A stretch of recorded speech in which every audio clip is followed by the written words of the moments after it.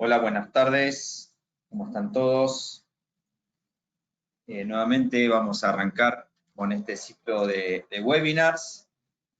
Estuvimos recién programando todo, digitando todo para que salga todo bien y esperemos que así sea. Bueno, hoy nos convoca un tema muy importante. Ya hemos dado otras charlas, pero hoy vamos a tener una mirada distinta desde especialistas que nos van a hablar de la industria, de cómo viene el tema de la ecología, cómo se está tratando el tema de la eficiencia y temas de seguridad, porque todos sabemos que hay nuevos refrigerantes que, bueno, algunos son inflamables y todo el mundo habla que cuáles son los temores o no. Bueno, hoy tenemos aquí a la gente de Frio Industrias a través del ingeniero Mariano Pando, que nos van a explicar un poquito de qué trata cada cosa. Ellos se dedican a esto y la verdad que esperemos que sea una charla muy importante para nosotros. Yo descarto que así será. Por mi parte, desde ASRAE les doy la bienvenida a todos. Como decía, estamos iniciando un nuevo ciclo con la presentación de la nueva presidente, Verónica Rosón, que ya ha sido presentada en jornadas anteriores, pero está bueno mencionarlo. Y Rodrigo Viale, que es el chair del capítulo argentino y respecto al Comité de Transferencia Tecnológica, él es el chair este año y yo lo estoy acompañando en esta labor. Esta charla ha sido organizada por él, Franco Datri, que siempre está atrás nuestro, Pablo Díaz haciendo el flyer. Bueno, está bueno mencionarlos porque, como siempre decimos, esto es un equipo. Yo arranco con la presentación brevemente. Mi nombre es Germán Martínez. Bueno, no soy más vocal del capítulo argentino, ahora soy tesorero, pero sigo estando dentro del comité, y soy el co-chair del capítulo argentino. Siempre tenemos dentro de la región 12 mis datos, por si necesitan alguna consulta o algo. Vamos a arrancar comentando qué es ASRAE. ASRAE nació como la Asociación Americana de Ingenieros de la Calefacción, el aire acondicionado, ventilación. Esto es obsoleto porque ASRAE ya se identifica la sigla y su nombre propiamente por su labor a través de todos estos años y ya es una marca reconocida. ¿Qué hace ASRAE? Siempre lo mencionamos. ASRAE es una entidad que se dedica a la investigación, a la publicación.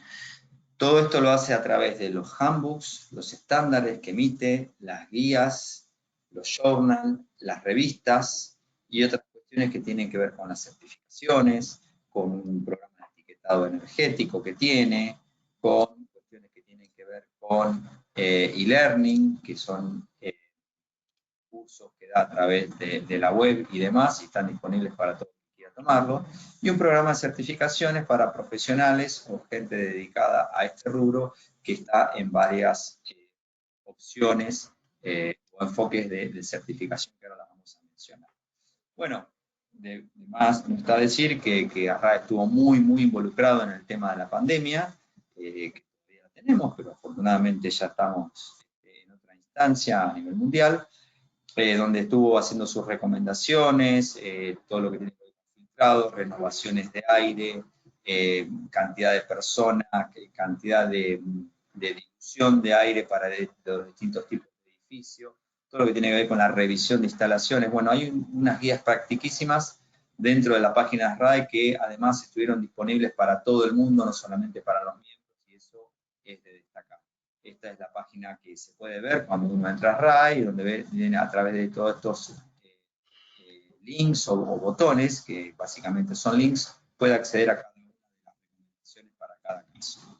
Lo que les decía, las certificaciones, RAE toma certificaciones a nivel mundial, digo, porque son exámenes que de alguna manera cualquiera puede presentarse, se candidatea para la certificación, se acuerda una fecha y se emite un listado de material a estudiar. Cualquiera que quiera dar alguna de estas certificaciones que tienen que ver con el diseño de HVAC, diseño de edificios relacionados con la salud, modelado energético, auditorías energéticas en edificios, diseño de edificios de alta performance, operación y mantenimiento. Bueno, hay varios aspectos en los cuales cualquier profesional puede certificarse. Cuando digo profesional, es gente que se dedica a esto, no hace falta tener un título universitario. Esa certificación, para el que la obtenga, es una certificación a nivel mundial, porque esta ASRAE está reconocida a nivel mundial, el examen se toma a nivel mundial, es el mismo examen para todo el planeta, y cuando uno presenta esta certificación en cualquier lugar del mundo, es reconocida.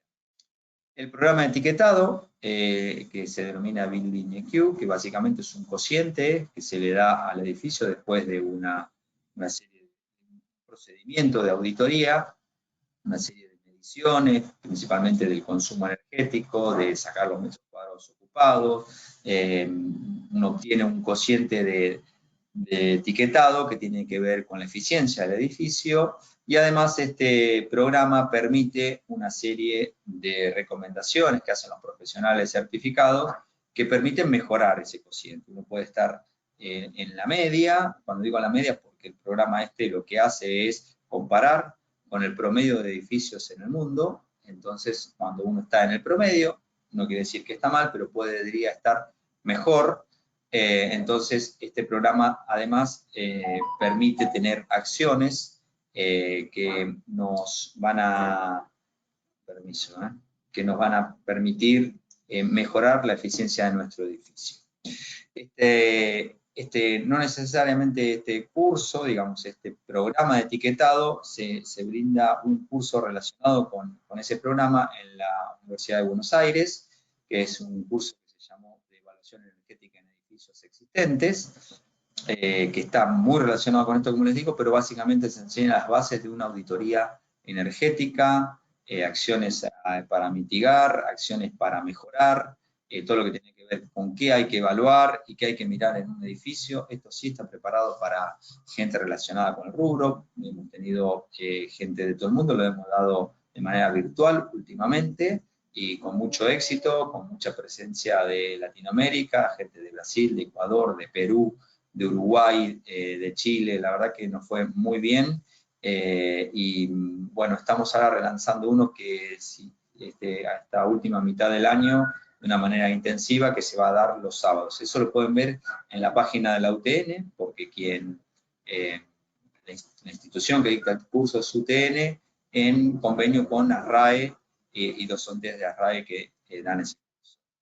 Bueno, como les decía, el programa de e-learning, esto no hay que preguntarle a nadie, entran a la página de ASRAE, se fijan los cursos que hay y son a demanda, con lo cual cualquiera puede acceder a esos cursos en el horario y la disponibilidad que tenga. Bueno, y ahora voy a hablar del capítulo argentino, diciendo quiénes somos. Somos un grupo de gente dedicada a este rubro, todos con una actividad voluntaria en ASRAE, nadie cobra un peso. Pero bueno, tenemos la satisfacción de juntarnos, de intercambiar opiniones, de hablar de las guías, de qué corresponde y qué no. La verdad que estuvimos trabajando mucho en este año de pandemia, en emitir informes, en revisar los informes que emitían otros municipios y demás, y dando nuestro punto de vista. Estuvo muy interesante, todos hemos aprendido un poco más de todo esto. ¿Y qué es lo que hacemos? Bueno, básicamente esto, ¿no? De tener beneficios para los socios de RAE, beneficios para los estudiantes que se trabaja a través de branches, y beneficios para los sponsors, en los cuales nos acompañan todo el año en las actividades y capacitación. Este año, si Dios quiere, estamos organizando el asado de fin de año y el torneo de golf, que creo que va a ser muy posible, dadas las condiciones que estamos, así que van a ser bienvenidos nuevamente los socios y los sponsors a participar. Los links para encontrarnos, el capítulo argentino de ASRAE, la página de la región donde estamos, y ASRAE Central. Cuando digo la página de la región es porque nosotros pertenecemos a la región 12 dentro de las regiones que tiene ASRAE, y dentro de los más de 190 capítulos que tiene ASRAE, nosotros somos uno de los capítulos importantes que tiene. Así que bueno, nuevamente, gracias a los sponsors, siempre acompañándonos. La verdad que es un privilegio, la verdad que ya ellos se han mantenido a través de los años, y nosotros estamos agradecidos por eso, porque nos permite esto de tener beneficios para los estudiantes, donde becamos un estudiante cada año, así que eso es muy importante, y otras actividades como esta del asado de fin de año, el torneo de golf y otras cuestiones que nos permiten poder estar cerca de los sponsors y de los miembros. Bien, aquí terminando con esto, yo le doy las gracias. Nuevamente dejo la placa de los sponsors y lo que les quiero comentar, que ahora el ingeniero Mariano Pando nos va a hablar de los refrigerantes. Les pido que hagan las consultas a través del panel de preguntas. No lo vamos a interrumpir, lo vamos a dejar que nos explique todo lo que tiene para explicarnos y brindarnos su conocimiento. Y lo que vamos a hacer es hacer las preguntas por escrito y sobre el final Rodrigo se las va a enunciar a Mariano para que las responda así en vivo. Trataremos de ser rápidos, sabemos que hay un partido, a todos nos gusta el fútbol, pero esto es de gran interés, así que acompáñenos hasta el final porque los vamos a dejar ver el partido. Así que bueno, desde mi parte, muchas gracias por estar ahí y ya le doy el pase a Mariano para que pueda hacer su presentación. Rodrigo. Hola, Rodrigo. Sí, estoy acá. Mariano, ¿querés presentar? No sé si puedes presentar. No, todavía no. No tengo la opción acá de presentar. Bien. ¿Podés? Sí, no te doy problema. No estoy pudiendo hacerlo en este momento. Tranquilo. Ahí estoy. Acá. Ahí está, perfecto. Bueno, ahora lo voy a hacer. Es Bueno. 2. Bien. Ahí se está viendo. Bueno, le damos las gracias a Germán. Así ya se puede apagar la cámara. Gracias, Germán, por la gran introducción que nos das. Continúa. Muy rápido, así le damos el lugar a Mariano. Vos me dirás cuando ya estemos listos. ¿Ya está? Sí, ya está. ¿Se ve la Todo presentación? Sí, se ve.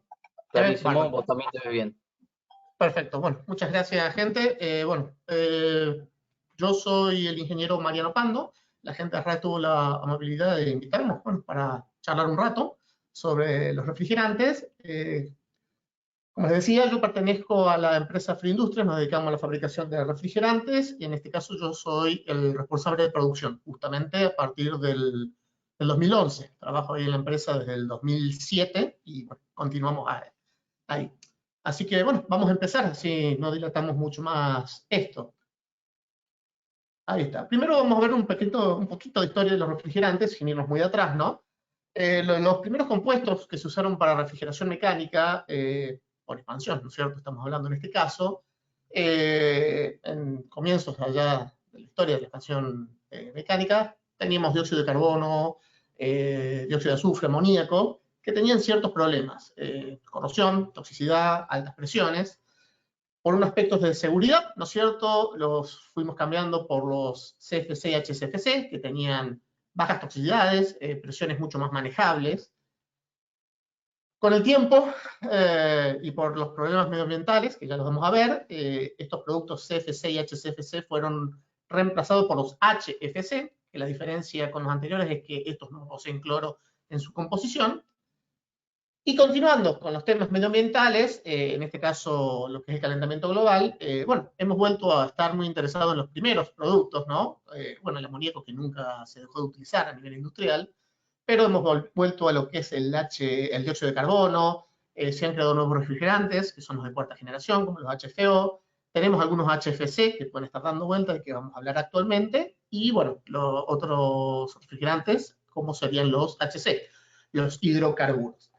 Acá en el país, en la Argentina, se producen dos refrigerantes, el 410 y el 22, y bueno, hay otra serie de productos que se comercializan, una gran variedad de los 400, 134, amoníaco, y bueno, y empezamos a ver ya cada vez más movimiento en lo que es el mercado de los HC, los HFO y el R32, que ya los vamos a nombrar.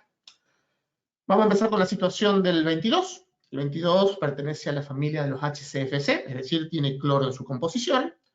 Acá tienen el nombre real, ¿no es cierto?, del 22, que se llama difluoroclorometano, perdón. Y acá podemos ver algunas de las características del mismo. Esa que se acaba de marcar, que se conoce como ODP, es el motivo por el cual el 22 está saliendo del mercado. Es la capacidad de atacar la capa de ozono, ¿no? Que era este problema ambiental, por los cuales los CFC y los HCFC se empezaron a dejar de lado. Ahora, este 22, ¿no es cierto? Acá en lo que es la Argentina, se va a ir dejando de lado en forma gradual, ¿no es cierto? En todos lados se hizo. Y específicamente acá, la producción del 22 va mermando, ¿no es cierto? Se va bajando, disminuyendo cada 5 años, ¿no es cierto? Desde el 2015 y hasta el 2030. En el 2030 es el año donde es nimia la capacidad de producción, alrededor del 2-3%. Mientras tanto, obviamente, siempre vamos a estar por encima de la producción del mercado hasta el 2025, donde ya de por sí va a haber menos producción de lo que el mercado exigiría, siempre y cuando obviamente el mercado se mantuviera constante, pero se supone que no lo va a hacer así. O sea que hasta el 2030 el 22 se va a poder producir y hasta el 2040 se va a poder comercializar. Pero entre el 2030 y el 2040 no se puede producir más refrigerante. Simplemente se puede utilizar o el que se produjo con anterioridad o todo refrigerante R22 recuperado. A partir del 2040, donde ya no se podrá comercializar directamente el R22 y quedaría fuera de circulación. Eso en lo que es Argentina, bueno, y todos los países, o la mayoría de los países en vías de desarrollo. En los países del primer mundo esto ya ha quedado atrás, lo que es el 22, y bueno, eso viene y aparecen, ¿no es cierto?, los reemplazantes en distintos rubros de lo que es la refrigeración. En el caso del aire acondicionado, por ejemplo, salió el R410, acá en la Argentina desde el 2013 no se prohibió la fabricación de equipos de aire acondicionado que utilicen 22, estaban obligados a utilizar R410A, que ya es un HFC, es decir, ya no tiene cloro en su composición, y es una mezcla en este caso. Estamos hablando de una mezcla de dos productos, el R32, justamente, que vamos a ver más adelante, y el R125. Ahí tienen los nombres, difluorometano y pentafluoretano, ya no tienen cloro, como ven en su composición, y acá tenemos algunas de sus propiedades. En este caso es una mezcla zeotrópica, es decir, se tiene que cargar en formato líquido, no se puede cargar gaseoso, bueno, y todo lo que ya sabemos nosotros de lo que es el manejo de las mezclas serie 400, ¿no? Hay dos tipos de mezclas, la de la serie de los 400, que son mezclas zeotrópicas, y de la serie 500, que son mezclas azeotrópicas. La diferencia es que justamente la de la serie 500 tienen un comportamiento como un producto puro, mientras que de la serie 400 aparece una propiedad llamada deslizamiento, ¿no? Que nos implica que el momento en que empieza a ebullir no es la misma temperatura a la cual se termina la ebullición o la evaporación. Entre más alto sea ese valor, más se aleja del comportamiento de un puro una mezcla. Lo que se ha logrado con estos HFC es no tener ningún tipo de impacto sobre la capa de ozono. Pero aquí nació el otro problema, que es el GWP. Es inclusive, si ustedes observan, el GWP es en el caso del 410 es 2088, que termina siendo más elevado que el GWP del 22, que es de 1810. Ese número, ¿no es cierto?, para que tengan una idea, nos indica más o menos cuántas veces más capacidad de efecto invernadero tiene un refrigerante respecto al dióxido de carbono, al cual se le da valor unitario. En este caso, si uno tirara 1 kilo de 410 a la atmósfera, sería un equivalente a tirar 2088 kilos de dióxido de carbono aproximadamente, ¿no? Eso es como para que tengan una idea de lo que significa. Por supuesto, hay otros refrigerantes que tienen la situación un poquito más agravada respecto de este problema del GWP. En este caso es el 404, muy usado, sobre todo en lo que es baja temperatura. El 404 nació como un reemplazo del 22, ¿no? Como un sustituto del 22, y se quedó con nosotros porque terminó demostrando que en lo que es baja temperatura se comporta mejor que el mismo 22. En este caso es una mezcla de 3 refrigerantes, ¿no? El 134A, 125 y 143A, ¿no? Ahí tienen los nombres, 1112 tetrafluoretano. Si van, se lo pueden pedir así a su repositor o vendedor amigo, que seguramente va a estar chocho de que se lo pidan de esa manera. Acá tenemos algunas de las propiedades, en este caso es una mezcla de 3 componentes. El deslizamiento en este caso es más elevado que la del 410A, lo cual hace que sea un poquito menos, o sea, se aleje más que el 410A del comportamiento de un puro. Pero en este caso, observen, el GWP está cercano ya a los 4000. Este es uno de los gases que actualmente se utilizan, que tiene, si no me equivoco, creo que es uno de los más elevados GWP de los gases de uso normal, ¿no? Hay algunos que los tienen más altos todavía, pero no es común verlos en el mercado. Ahora, nosotros habíamos visto la situación del 22. En el caso de los HFC, la situación es similar, nada más que corrida en el tiempo. Va a haber una eliminación gradual de los HFC. Esto viene en lo que se denominó la enmienda de Kigali del Protocolo de Montreal. El Protocolo de Montreal nació en la década del 80 para eliminación de los CFC y los HCFC por el tema de la capa de ozono. Se le han ido dando enmiendas y la de Kigali incorpora lo que es los HFC o el potencial de calentamiento global a lo que es Montreal. ¿Y cómo va a ser esa eliminación? Bueno, va a depender del grupo de países al cual se pertenecen. Ahí estamos viendo un gráfico en el cual vemos cómo se va a ir eliminando, ¿no es cierto?, el porcentaje de eliminación que va a haber de los distintos gases refrigerantes en función del tiempo, en qué año estemos. Lo que es la línea roja y la línea naranja serían los países en vías de desarrollo, ¿cierto? Al igual que pasó con el 22, ellos, mucho más temprano que nosotros, van a ir disminuyendo lo que es el uso de los HFC respecto a un valor inicial, que eso va a depender del país, de cuánto se consumen y demás. Nosotros entramos dentro de lo que son las otras dos líneas, ¿no es cierto? Lo que sí vamos a observar es que a partir de entre el 2029 al 2032 es donde vamos a comenzar a ver una disminución en el uso de los HFC o en la probabilidad de importar, en la probabilidad de producir, depende de en qué situación estemos. La idea es que llegando prácticamente al 2050 ya se haya eliminado un 85% de los HFC en el mercado. Esto hay que tenerlo muy en cuenta porque obviamente de acuerdo a cómo se eliminen en los países del primer mundo no necesariamente vamos a mantener estos tiempos porque el mercado también influye en esto. Si bien esto es un tema legal, el mercado influye y esto puede llegar a ser antes, ¿no es cierto?, de lo que uno espera, porque seguramente van a aparecer, como lo veremos, reemplazos de estos gases como para sacarlos cuanto antes o políticas de Estado que hagan que, bueno, estos cambios sean más radicales o violentos. Esta es la situación de los HFC, o sea, se van eliminando. Tampoco es como para entrar en pánico porque estamos hablando de, estamos en el 2021 y recién a mediados acercarnos al 2030 es cuando vamos a empezar a ver la disminución. No es que mañana se va a dejar de usar el 404 o el 410.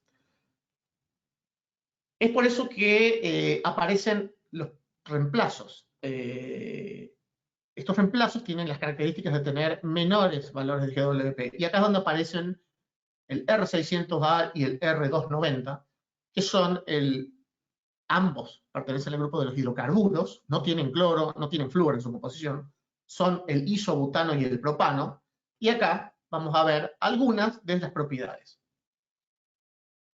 Tema del ODP, no tienen cloro, son 0. Y lo que sí importa en este caso es el GWP, que estamos en el orden del 3, 2, 3, 4, dependiendo de la bibliografía en la cual se lea, pero estamos en órdenes de magnitud muy inferiores a cualquier HFC, HCFC o lo que sea. Pero sí, acá hay un cambio. Si ustedes observaron las propiedades anteriores, está este tema al grupo de seguridad. En el caso del isobutano y del propano pertenecen a los A3. Tanto el 410 como el 404, como el 134, como el 22 pertenecen al grupo de seguridad A1, que ya lo vamos a ver. El 32 ¿no es cierto?, viene de la misma familia del 22, aunque no lo quieren creer, y de la misma familia del 12. Nosotros, inclusive en la planta, era una fabricación, se hacía fabricar 12, se pasó a la fabricación del 22, y por ahí, si tenemos suerte, podemos comenzar la fabricación del 32 con pequeñas modificaciones. Es un HFC, es el difluorometano, y acá tenemos algunas de las propiedades. ¿Qué tiene de importante? Primero, que el GWP es muy inferior, es un tercio de lo que es el GWP del 410. Tema, por eso es uno de los HFC que se piensa que puede mantenerse en el mercado por lo menos un tiempo más, porque el GWP que tiene es de 6,75, que está por debajo de un valor que, bueno, se habían hablado en distintos protocolos como la F-Gas de Europa, que, bueno, viene a regular todo este tema, que hablaban de GWP de 750 para trabajar con aires acondicionados, tipo split, aunque por supuesto, esto hay que estar constantemente viendo esta información porque hay constantes cambios, a pesar de que ya haya reglamentación y demás, hay constantes cambios que tienden a hacer más eficientes y más ecológicos el manejo de los refrigerantes. Lo que sí, también tenemos un cambio en el grupo de seguridad. En este caso, pertenece al grupo o a la categoría A2L, que vamos a ver qué significa en un momento, que son las propiedades más llamativas que tienen estos reemplazos de refrigerantes. Y por último tenemos los HFO. Estos son la cuarta generación de refrigerantes. Bueno, ni hablemos de ir a pedir con esos son los nombres. Yo ni me atrevería a ir a pedirlos o hacerse el vivo con esos nombres. Y acá tenemos algunas de las propiedades. Son productos puros. Son lo que los HFO vienen de hidrofluorolefinas, ¿no es cierto? También tienen ODP0, no poseen cloro, GWP del nivel de los HC, y al igual que el R32, pertenecen al grupo de seguridad A2L. En el tema de los reemplazos, se está viendo que el 410 es muy probable que sea reemplazado por el R32. Por supuesto, también hay una opción, o algunos que están directamente quieren reemplazarlo por el 290, el R290, que es el propano. La única diferencia es que estamos hablando en el uso de split, ¿no es cierto? Estoy diciendo. Pero bueno, el 290, como ya veremos, hay una diferencia muy importante con el 32 en lo que respecta a seguridad. Otro que, si bien por su GWP, que es de cercano a los 1400 del R34, puede llegar a ser uno de los últimos allá por reemplazarse, ¿no? Porque muchos de los reemplazos o de las prohibiciones de uso están muy relacionados con el GWP. Se ha puesto como un límite de 2500 en el corto plazo, y bueno, este está por debajo, bastante por debajo, hasta llegar a límites de 150. Pero también dependiendo de la aplicación a que se usen, porque hay aplicaciones que son muy complicadas y no hay un reemplazo tan sencillo de encontrar como con aplicaciones más comunes, como sería el aire acondicionado o la refrigeración doméstica. El R34, en lo que es refrigeración doméstica, se está reemplazando con el R600A, mientras que con el R1, 2, 3, 4 y F es uno de los reemplazos que se ve en el mundo del automotor respecto al R174. Y el problema más grande viene con el 404, porque hay una lucha intensa, hay muchos refrigerantes, ¿no es cierto?, que dependen mucho también de la aplicación. No hay uno que quizás lo reemplace en forma completa. Y bueno, también estamos viendo que son muchas mezclas que quizás sean de paso, porque van a tener mucho menor GWP, pero no necesariamente se nos mantengan con nosotros demasiado tiempo. Sí, podría ser el caso del 290, pero bueno, no todas las aplicaciones se puede usar 290 por el tema de seguridad, como una de las medidas más importantes. Y hablando del tema de seguridad, ¿no es cierto?, yo no voy a hablar de esto, porque esto es instalación, seguridad en instalaciones. Yo voy a hablar de manejo de seguridad en refrigerantes. Para empezar, veamos a lo que yo me refería con los grupos de seguridad. Los grupos de seguridad están divididos por la inflamabilidad y la toxicidad que tengan los refrigerantes. No nos vamos a centrar mucho en la toxicidad, pero son dos categorías: baja toxicidad y alta toxicidad. A son de baja toxicidad, B de alta toxicidad. Un típico ejemplo del B es el amoníaco. un ejemplo de la, el R32, el R410, el R mismo 22, que sean de baja toxicidad, que quede claro, no quiere decir nula, no es como para ir a andar respirando 22, oh, qué placer respirar 22, para nada, no es nula, es baja simplemente. Y en inflamabilidad los hemos categorizado en 3 grupos, 1, 2 y 3. No inflamable, grupo 1, 4A, 22, R134. Grupo 2, mediana inflamabilidad. Y grupo 3, alta inflamabilidad. R600A, R290. Y a su vez el grupo 2 se ha dividido en 2 subcategorías, A2L y A2, siendo el R32 A2L y los HFO A2L. Es decir, están un valor por debajo de la inflamabilidad de otros de nivel 2. Ahora, ¿qué significa eso o cómo lo vamos a ver? Primero, para que exista que algo sea inflamable, necesitamos que eso que es inflamable, lo que llamamos combustible, esté junto con otros 2 elementos. Solo no hace nada. El otro elemento es un comburente. En este caso, lo que nos interesa es el oxígeno en el aire, pero aunque tengamos ambos, no es suficiente como para que se inicie una llama. Necesitamos una energía inicial de activación, una chispa eléctrica. Teniendo los 3, podemos llegar a tener una combustión. Ahora, esto es solo el comienzo. ¿Por qué? Acá tenemos R32, representante de los A2L, comparándolos con el R290 y el R600. Y hay 2 parámetros a tener en cuenta. El LFL, que es el límite inferior de inflamabilidad, y el UFL, que es el límite superior de inflamabilidad. ¿Qué significan esos valores? Porque aparte de tener los 3 elementos, 2 de ellos, que son el combustible, y en este caso el comburente, el aire, tienen que estar en una relación. Si estamos por debajo del límite inferior, hay poco combustible para la cantidad de aire, no se va a producir la llama. Si estamos por encima del UFL, hay demasiado gas y poco aire como para que se produzca la llama. No se produce la reacción de combustión. O sea, que la reacción de combustión solo se produce en una ventana que se encuentra entre el límite inferior y el límite superior. Estos son los valores en porcentaje, volumen en volumen, es decir, necesitamos arrancar, ¿no es cierto? Estos son los límites inferiores y superiores. El 32 es inflamable si hay un 13,1% de R32 respecto al volumen de aire, como mínimo, y como máximo 32. Si estamos fuera de ese rango, no es inflamable. Pero como ven, hay una diferencia bastante importante con los límites del 290 y del 600. Es decir, estamos muy por encima. Tendría que ventilarse bastante 22, y todos sabemos que ventilar es muy malo, este tema de los refrigerantes. Tendría que haber una pérdida bastante más grande como para que se pueda llegar al límite inferior, ¿no es cierto?, de inflamabilidad del 32.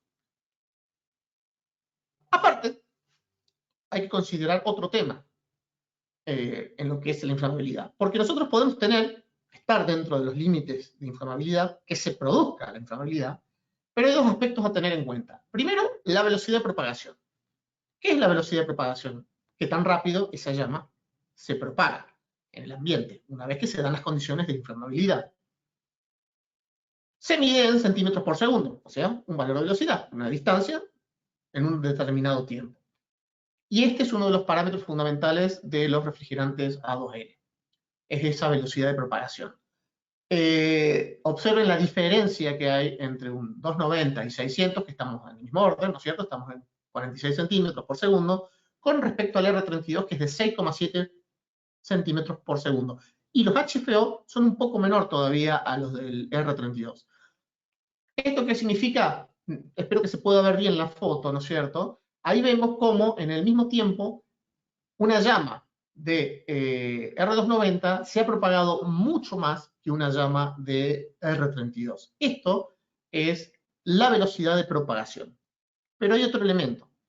En el triángulo, ¿no es cierto?, de combustión, habíamos visto que necesitamos un elemento más, que es energía. Ahora, esa energía hay un valor por debajo del cual no va a pasar nada. Esa energía de ignición, ¿no es cierto?, que está medido en milijulios, julio o el joule, es una medida de energía, es equivalente a la caloría, nada más que en otra unidad, y esas son las energías que necesitaríamos para que se encienda el R32, 30 milijulios, mientras que para el 290 es muy inferior, estamos hablando de 0,25.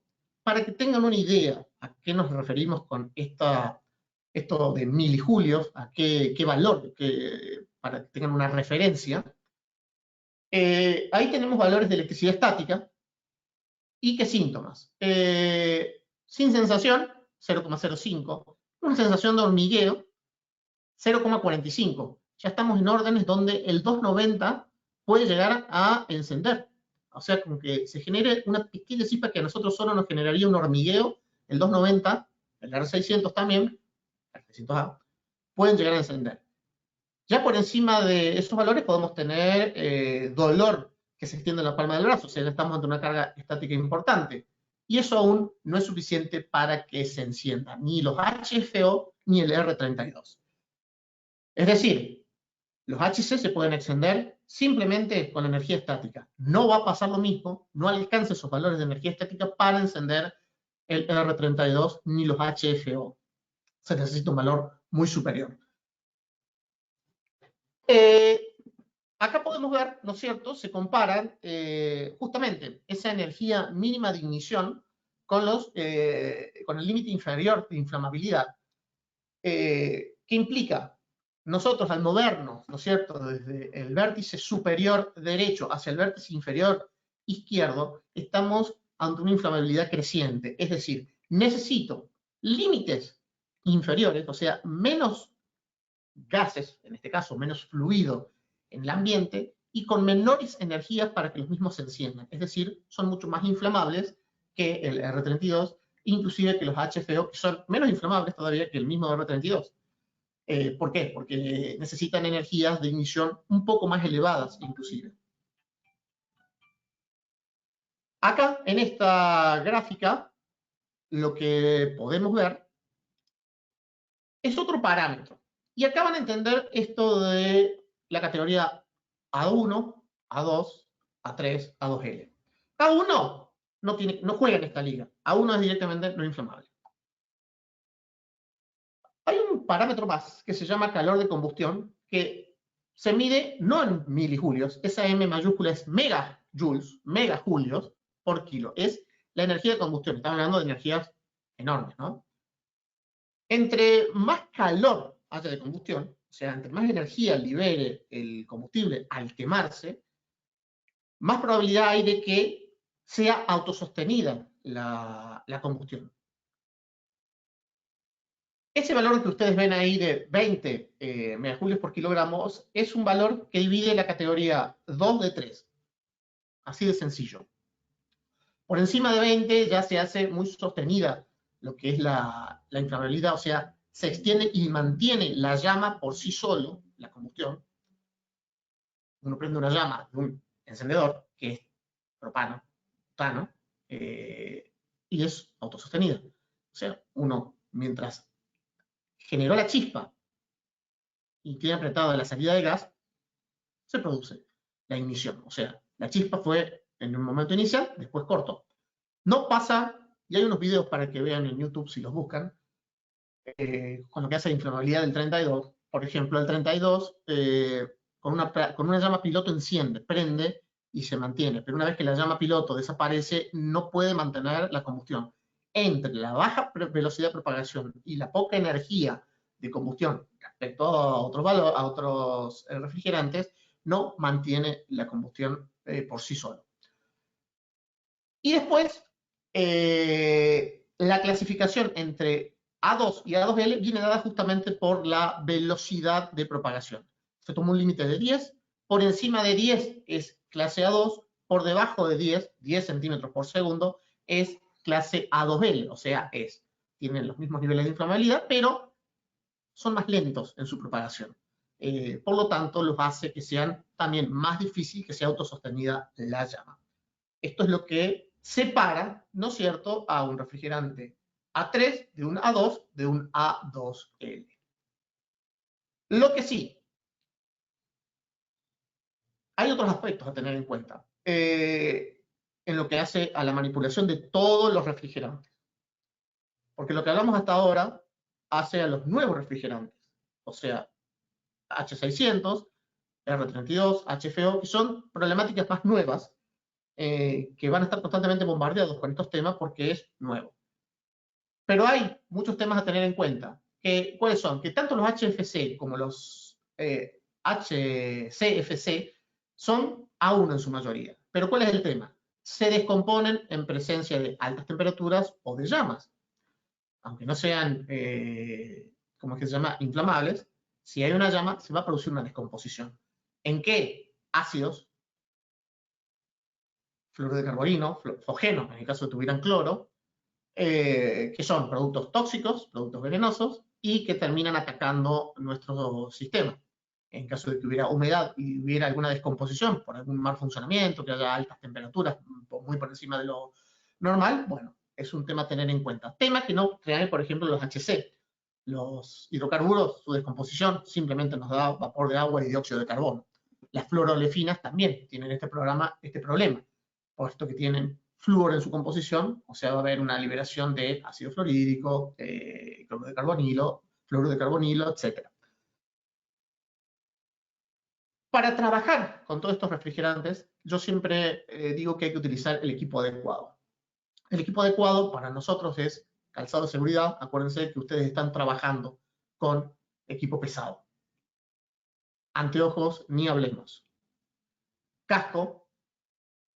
Cualquier trabajo industrial requiere casco por protegernos. Justamente estamos trabajando en altura, bajamos, tenemos equipo por encima nuestro, no quita nada que se nos caiga algo encima, por lo tanto es importante trabajar con el casco. Protección auditiva, sobre todo si hacen trabajo a nivel industrial. Generalmente en lo que es la industria se tienen salas de máquina donde el ruido es muy importante y si se tiene que estar trabajando bastantes horas, bueno, hay que proteger nuestros oídos porque bueno, podemos tener complicaciones en el futuro. Guantes, tan importante para, creo yo, como el uso de anteojos. Ropa adecuada. No es para ir a trabajar en bermuda, en hojotas y con una remera manga corta, no. Hay que ir a trabajar con una ropa adecuada para el trabajo, es un overall o camisa manga larga, pantalón largo. No hay que dejar mucho expuesto de la piel cuando uno trabaja con refrigerantes y ya vamos a ver por qué. Arnés de seguridad, esto en cualquier ámbito, ya sea industrial o a nivel domiciliario, hay que trabajar en alturas. Ustedes vieron las fotos iniciales, bueno, eso hace a la seguridad. Y lo que hace mucho a la seguridad es el uso del herramental adecuado, herramental de calidad y el herramental que corresponde, el cual se va a ver incrementado por el tema de las inflamabilidades, que antes no era un tema a tener en cuenta, pero ahora sí. O sea, hay que trabajar como corresponde y con la técnica adecuada. No vamos a estar trabajando con un equipo que tenga 290 sin antes hacer las purgas adecuadas, inocuar con nitrógeno todo el sistema. O sea, hay que trabajar de forma correcta y con el equipo correcto. ¿Qué queremos evitar con esto? Accidentes y lesiones. ¿Por qué? Los biorefrigerantes tienen muy bajas temperaturas, todos ellos. Ahí tienen, por ejemplo, para comparar, el 22, que tiene 41 grados centígrados, y el mismo 32, tiene una temperatura aún inferior, es más frío, entre comillas, que el R22, prácticamente 10 grados, 11 grados por debajo a presión atmosférica, ¿no? Cuando uno abre una garrafita de 22, lo que sale de ahí está a 41 grados bajo cero, lo que sale de la de 32 está a 52 grados bajo cero. Y estos son algunos ejemplos, es para todos los refrigerantes. Pueden producir una quemadura criogénica. Para el que no lo haya visto, esto es una quemadura criogénica, por eso yo digo, es importante tener los lentes, la ropa adecuada, o guantes, por lo menos cuando se trabaje en el momento de la carga o recuperación del refrigerante. No queremos esto, estos son un mes de parada en su caja sin poder trabajar, justamente. Y el último tema que voy a tocar es el manejo de los envases. Hay distintos envases en el cual se presentan los refrigerantes, ¿no? Descartables, reutilizables, tenemos las garrafitas, tenemos las latas, hay garrafas de recuperación y hay que respetarlos. Y ya vamos a ver el por qué. Hay varios tips a tener en cuenta en el manejo de los refrigerantes, el manejo de los envases. El primero, tenerlos alejados de fuentes de calor, eso sin ningún tipo de dudas. A más temperatura haya, más presión hay dentro de los distintos envases. Verificar el estado, ¿no es cierto? Si hay oxidación, es un punto donde, o mucha oxidación, es un punto donde se puede debilitar el envase propiamente dicho. Si fuera necesario calentar, hay operaciones donde si uno está cargando el refrigerante se puede enfriar. Al enfriarse por el efecto del refrigerante, va a bajar la presión, no carga bien, muchos lo quieren calentar. Hay gente que no ha tenido la visión adecuada y lo quieren calentar con el soplete. Eso está absolutamente prohibido. No podemos calentar dar un punto caliente dentro del envase. Si uno necesitara elevar la temperatura, lo único que hay que ponerlo es un poco con agua. La temperatura ambiente ya es suficiente. El agua es mucho mejor conductor del calor que el aire. Va a elevar la presión. Y en todo caso, si fuera necesario, nosotros lo hacemos en planta. Nosotros trabajamos con baños María, temperaturas controladas, no por encima de los 40 grados. No es necesario ni llegar a esos valores.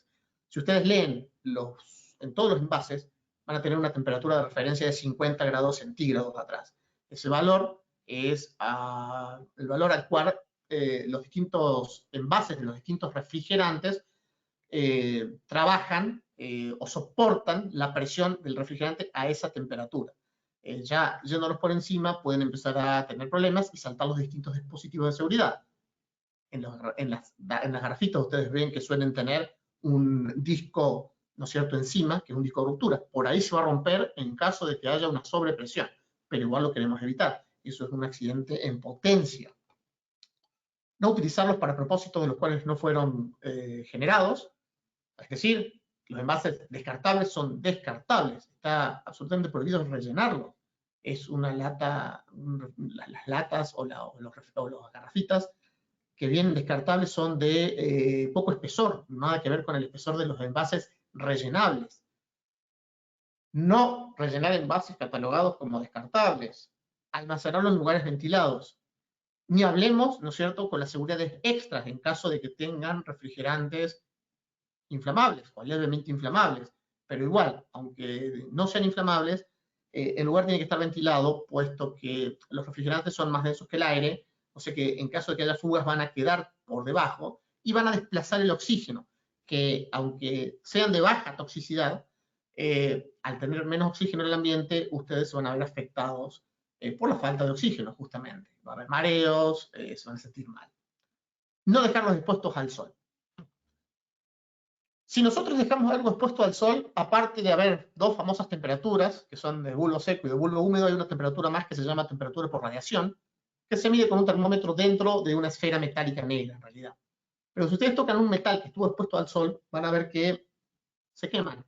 Bueno, imaginen que dentro de un refrigerante, de una garrafita, que es metálica, ustedes la tocan, va a estar a una temperatura superior por esa radiación solar que recibe, va a haber una temperatura interna superior al ambiente, es decir, que si estamos a una temperatura ambiente elevada, dentro va a ser superior, en realidad, que la que nosotros vemos, simplemente por dejarlos expuestos al sol.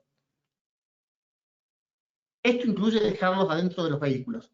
Dejar un refrigerante adentro de un vehículo es una garrafa y un vehículo abajo del sol es un peligro.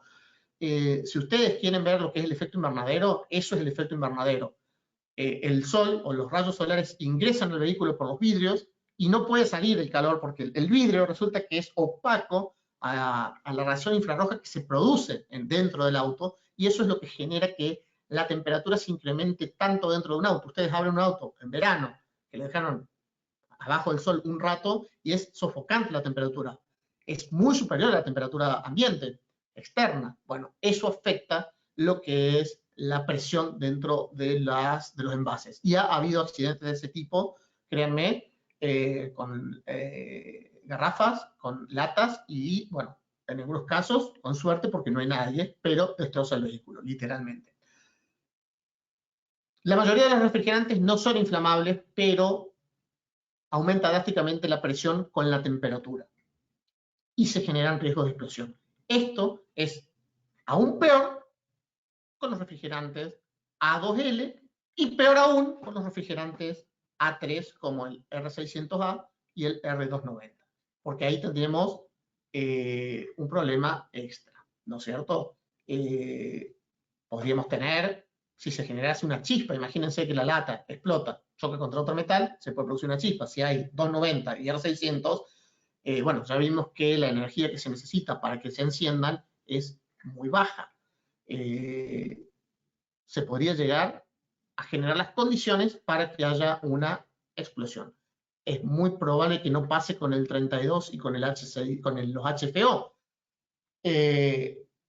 Pero, aún así, estamos hablando de una explosión desde un producto que está a aproximadamente 30 bar, en el caso del 290, del R32, dentro de una lata a 50 grados centígrados, y acá lo podemos ver, cómo con las distintas temperaturas, cómo aumenta la presión dentro de cada uno de los envases. Ahí tenemos 32, 122, 134, 125, amoníaco y R32. Podemos ver tanto en bar como en PSI, para los que estén acostumbrados a esas escalas, y al valor de 50 grados, por ejemplo, el R32 está en 30 bar. El R22 está llegando casi a los 19, está en 18, 18,2 aproximadamente bar. Por eso hay que tener mucho cuidado con el trabajo. Y es por eso que el 32, no puse el del 410 acá, el del 410 está entre el del 125 y el del R32, o sea, estamos en presiones adecuadas, ¿no es cierto? Uno decía, el 410, cuando se reemplazó al 22, estamos hablando de un incremento de un 60% aproximadamente de la presión. No es situación que pasa con el 32, pero sí, quiero aclarar, que si bien por el equipamiento, por las presiones, el 32 podría ingresar en un equipo de 410, el R32 no es un sustituto para hacer retrofit del R410, ni nunca lo va a hacer. Primero y principal, porque si bien tiene un poquito más de presión y eso no afecta, está el tema de la inflamabilidad y el tema de la seguridad, y el compresor va a venir, y el equipo va a venir preparado para manejar esos temas, y aparte tiene un poquito una temperatura de descarga superior, ¿no es cierto?, que podría tener algún problema con el compresor si no viene preparado para trabajar con el mismo. Así que eso es algo que quiero que sepan. El R32, en caso de que empecemos a ver equipos o que se empiece a conseguir, porque ya se empieza a conseguir en el mercado, no se puede utilizar en un equipo de R410 como retrofit. ¿Usan el mismo aceite? Usan el mismo aceite. No van a tener problemas con los distintos componentes, pero el equipo no viene preparado para trabajar con refrigerantes A2L, que si bien, como mostré, es muy, muy poco probable de que pase algo, no es cero la probabilidad. Por lo tanto, hay que disminuirlo lo menos posible. Y para eso el equipo va a venir perfectamente diseñado para disminuir esas probabilidades. Lo mismo con el 290. Como ustedes vieron, es otro de los refrigerantes que se puede utilizar o que se está pensando en utilizar en aires split. Yo en China vi uno de 32 y uno de 290, y la verdad a mí no me gustaba mucho la idea de tener eso arriba de mi cabeza en mi habitación, porque estamos teniendo una garrafita de un refrigerante extremadamente inflamable en ese caso. Así que bueno, esos son los temas que tenemos que tener en cuenta por seguridad. Yo con esto termino, espero que les haya gustado. Ahí tienen mis datos de contacto en caso de que necesiten hacer algún tipo de pregunta o consulta. Y bueno, esperemos que les haya sido útil, que hayan entendido. Y bueno, estoy acá para responder cualquier pregunta que necesiten. Rodrigo, tú dirás. Excelente, Mariano. Quiero darte las gracias. Creo que estuve bien con el tiempo. No, perfecto, perfecto. Más que bien con el tiempo, para darles tiempo a los que quieren irse corriendo a ver el partido. Estamos más que bien. Muy completa la presentación, muy precisa. Creo que viene bien centrarla en lo que es seguridad. Por eso celebro que lo hayas orientado de esa manera, porque bueno, creo que esta nueva generación de refrigerantes que va a venir al mercado, ligeramente A2L, ¿no? Ligeramente combustibles, creo que vienen y van a obligarnos a trabajar de una manera más profesional, ¿no? Entonces creo que es muy, muy oportuno estar abarcándolo desde el punto de vista de seguridad como lo abarcaste. Me parece excelente. Así que, bueno, te voy pasando algunas preguntas que van haciendo. ¿Vale? Cristian Citadino nos pregunta, ¿las garrafas se oxidan por dentro? No. No, porque el refrigerante, hay una normativa, ¿no es cierto? Primero y principal. Vamos a aclarar. Si la garrafa está llena con refrigerante y vino bien desde el proveedor, ¿no es cierto? No se va a oxidar porque dentro no tienen, primero no tienen aire, porque una vez que se llenan, se les hace vacío, se les saca todo el aire, y los refrigerantes, según la misma normativa ARI, para todos los que lo quieran saber, es la normativa que nos da las propiedades que tiene que tener un refrigerante para ser refrigerante, tienen muy baja humedad. Estamos hablando de 10 ppm, que es niño, no es nada. Entonces no se dan las condiciones para que se oxide. Eso no quiere decir que si el proveedor de la garrafa, ¿no es cierto?, no tuvo los cuidados adecuados, puede llegar a ser, porque la garrafa, nosotros que llenamos garrafas a nivel industrial, la garrafa viene abierta para poder llenarla. O sea, en realidad viene cerrada, pero ellos la produjeron. Si no se produjo en condiciones ideales y bien oxidada, eso puede ser. Pero bueno, eso es algo difícil de ver. Una vez que está todo en condiciones, no, porque no hay ni humedad ni oxígeno dentro de la garrafa. Bien, excelente, excelente, Mariano. Acá nos pregunta Miguel Gallegos, si podés hablar un poco de la eficiencia energética que hay entre el 410A y el 407C. Creo que, bueno, no era el motivo de la presentación, pero si podemos hacer alguna reseña respecto a esa diferencia. El tema de la eficiencia energética, lamentablemente, no, a ver, depende del refrigerante y depende de las condiciones de uso, ¿no es cierto? A dónde se lo utilice cada uno y el equipo. No podemos hablar generalmente de separado uno por otro.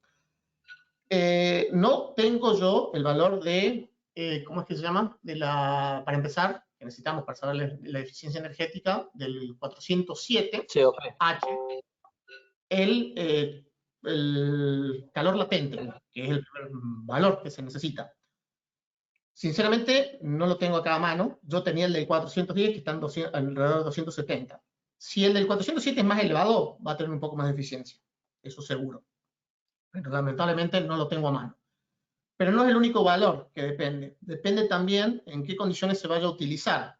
Si ustedes vieron lo que es el diagrama de Molière, van a ver que es una campana, ¿no es cierto? En ese valor, en esa campana del diagrama de Molière, van a ver que se va afinando hacia arriba y ese valor, esa campana, o esa diferencia entre un punto y otro de la campana, viene y nos da justamente el calor latente en los distintos valores de temperatura. Cada uno de esos valores o cada una de esas campanas termina siendo para cada refrigerante. Así que, sinceramente, tendría que tener a mano las dos campanas para ver cómo se afinan hacia arriba, y ahí es donde vamos a ver que sí. Por ahí, estoy teorizando, porque ya te digo, no tengo a mano la del 407H. Si se afinara más y termina siendo más ancha abajo, en bajas temperaturas sería más eficiente, que seguramente lo es más eficiente. El 407H en bajas temperaturas que el 410. El 410 no se usa para bajas temperaturas, sino que se usa para aire acondicionado, básicamente, y temperaturas o aplicaciones de alta, que le llamamos, básicamente, como lo va a hacer el R32. Así que para aplicaciones de baja temperatura, seguramente el 407H es más eficiente. Eso simplemente por la aplicación a la que va orientada. Mientras que para temperaturas altas quizás lo sea el 410. Recordemos que, por ejemplo, el 407C es el reemplazo del 22 en aire acondicionado, que termina siendo el que va a ser reemplazado por el 410, el 22, en lo que es aire acondicionado. Así que esa se la voy a deber, pero seguramente la eficiencia del 407H, que se lo está pensando como un reemplazo del 404 para valores de temperatura. Creo que yo lo había puesto, el 407H, 407F, porque salen y salen y salen 400 cada vez más. Así que La eficiencia va a depender del gas, la aplicación sobre todo, así que necesitaríamos más info y yo tener en mano la curva del 407H. Lamentablemente que no. Excelente, Mariano, excelente. Creo que quedó claro que hablar de eficiencia energética con tan solo tener 2 gases refrigerantes no alcanza, ¿no? Hace falta... La eficiencia energética hace mucho al GWP, ¿no? Para el que lo sepa, no lo puede poner, pero es más importante a veces la eficiencia energética que el GWP propiamente del refrigerante, ¿no? Porque el GWP es importante siempre y cuando esté fuera del circuito, por eso se hace tanto hincapié en la recuperación y no ventearlo, porque mientras esté fuera de la atmósfera en un circuito cerrado, el GWP no tiene implicación, pero sí lo tiene la eficiencia energética. Claro. Porque viene dado por el consumo eléctrico. Bien, bien. Seguimos con las preguntas, están llegando cada vez más, así que, a ver, qué bueno, ¿no? Mejor así. Jaime Carrillo, ¿hay certificación para el manejo de refrigerantes inflamables? Y eso lo van a poder contestar mejor ustedes de la RAE que nosotros mismos.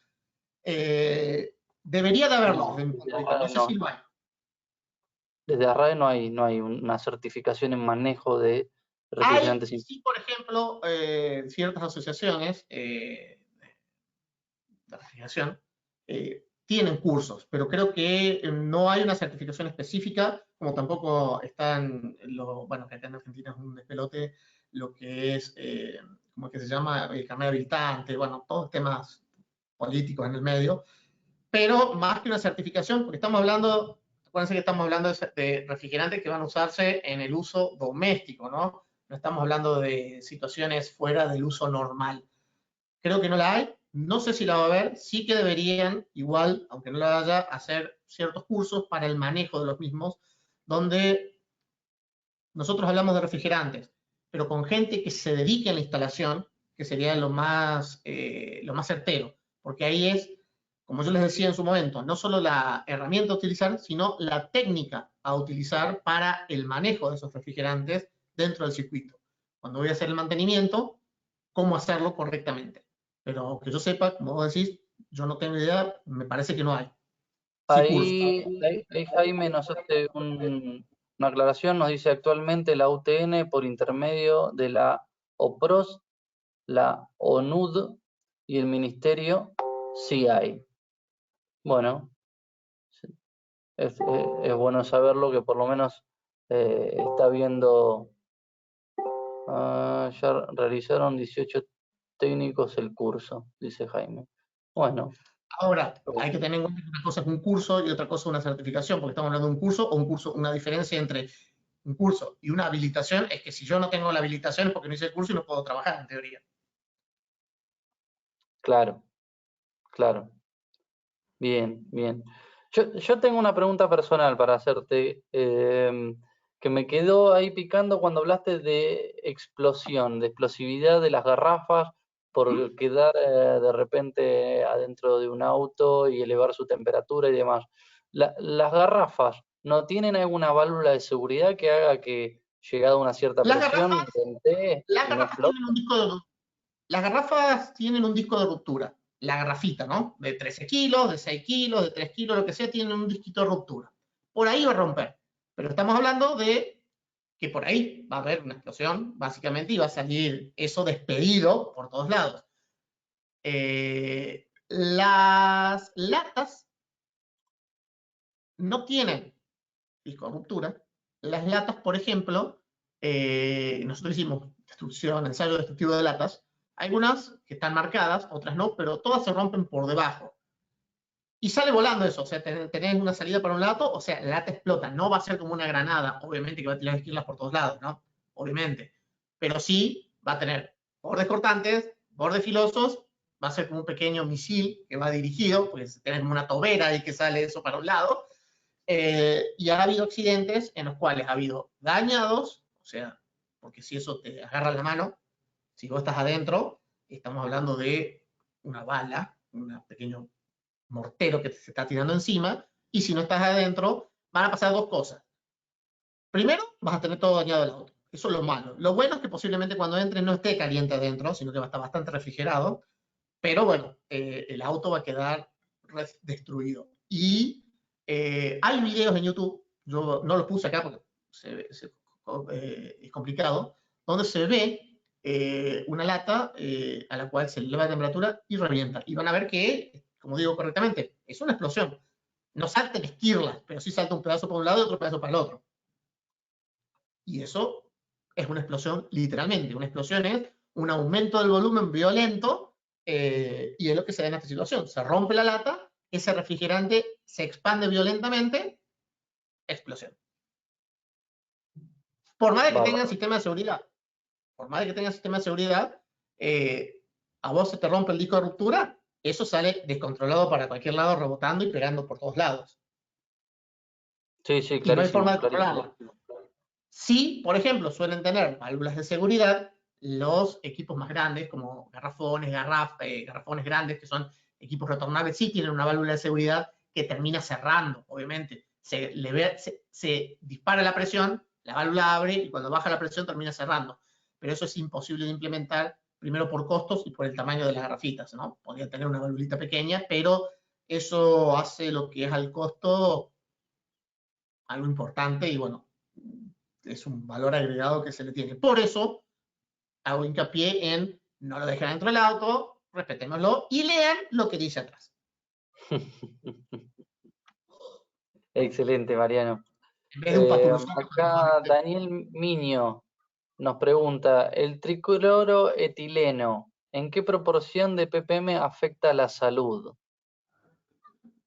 No sé si tenés el dato, pero... No lo tengo, pero es más, por eso te decía, no me metí en el tema de la toxicidad, ¿no es cierto? Primero y principal, si está en B ya es alto. Y creo que, si mal no recuerdo, el tema de la toxicidad, ¿no es cierto? El límite está en 400 ppm, si mal no recuerdo.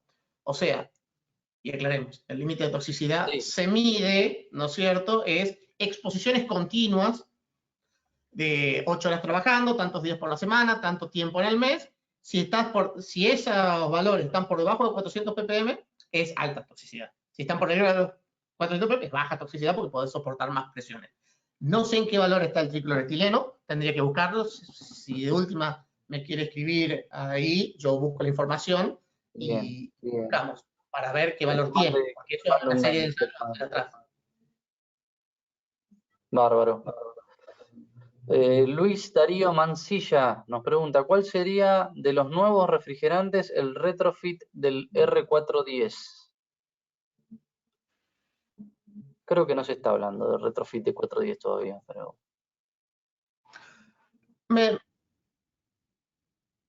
No te escuchamos. No, me repetí porque se entrecortó, no escuché bien la pregunta. Bien, bien. Hola, hola. Te repito, sí. ¿Me escuchás ahora? ¿Me escuchan ahí? Bueno. ¿Cuál sería de los nuevos refrigerantes el retrofit de 410? No se habla de retrofit de 410 porque no hay un refrigerante de retrofit de 410 directamente. A ver, escuché uno por ahí, hay un 400 de alguna empresa dando vueltas, pero no se habla en términos generales de retrofit de 410, así que yo te tengo que decir, no lo hay todavía. Como siempre digo, vos pones un refrigerante dentro de otro sistema, si se dan las condiciones y no te vas por el límite, va a funcionar. No necesariamente va a funcionar bien, va a enfriar. No va a enfriar lo que va a tener que enfriar normalmente. No hay un retrofit del 410, por lo menos que se hable masivamente. Y vuelvo a repetir, el 32 no va a ser retrofit del 410. Bien, así excelente. que no lo hay todavía. Bueno, a ver, nos quedaría una haciendo referencia nuevamente a la eficiencia energética. No sé si la podrás responder por lo que dijimos antes, de que hay que saber la aplicación y demás, pero la paso por las dudas. ¿El R32 tiene una eficiencia energética superior al R410A? Sí, esa sí la podemos responder, sí, porque estamos hablando de las mismas aplicaciones en este caso. Bien. Ustedes vieron que el primero y principal, el R32 se cargaría menos cantidad. que el R410. O sea, ya está hablando de ¿cómo es que se llama? Menor carga, por un lado. Y aparte tiene valores de calor latente mayores. A mayor calor latente, ¿no es cierto?, más eficiente va a ser para determinada aplicación, si bien estamos cargando menos kilos. Se estima bueno, se carga un 30% menos y sí. Para la misma aplicación, el R32 es más eficiente que el R410. ¿Por qué? Porque hablamos de la misma aplicación. El valor de eficiencia, por supuesto, va a depender también del equipo, ¿no es cierto? Seguro. Utilizando. Así que sí, pero para el mismo equipo o equipos similares en cuanto a características, es más eficiente el 32 en este caso que el R410 para la aplicación de aire acondicionado, en este caso los split, que eran los que es donde apuntan ambos refrigerantes. Muchísimas gracias, Mariano. Ha sido muy explicativo, una presentación bien concisa, al pie, ¿sí? Al hueso, ¿no? ¿Quién dice? Creo que, sí, y muy, bueno, creo que muy útil, ¿no? Para todos. Así que bueno, no me queda más que darte las gracias. No, por favor, gente, gracias a ustedes. Esperemos poder continuar con esa labor más adelante. Vale, perfecto, Rodrigo. Muchas gracias a todos.